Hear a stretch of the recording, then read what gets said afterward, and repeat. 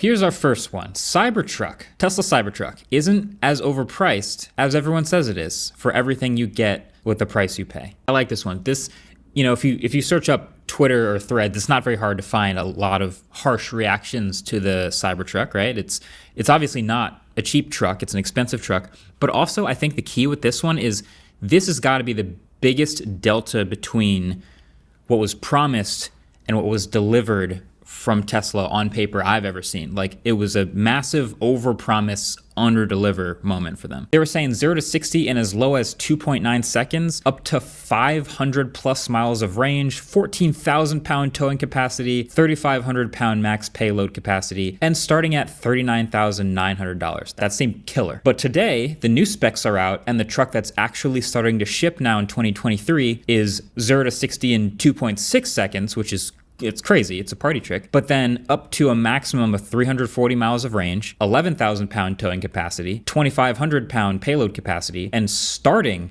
at $60,000, going well up into the 6 digits. So when you compare what we were promised versus what they actually delivered, not only was it late, but it just feels like, oh, this thing is crazy overpriced now. I would have been happy with a $30,000 truck with hundreds of miles of range, but now they're trying to sell us 300 miles for $100,000. Like, it feels overpriced. And that's not even mentioning any of the other innovations related to the Cybertruck that might have taken some serious R&D, whether it's the durability or the 800 volt architecture or the steer-by-wire system. I actually think the real honest take for me anyway is that if this Cybertruck came out this week and didn't have that announcement event 4 years ago with all those overpromised specs, it would have been a much more universally interesting car.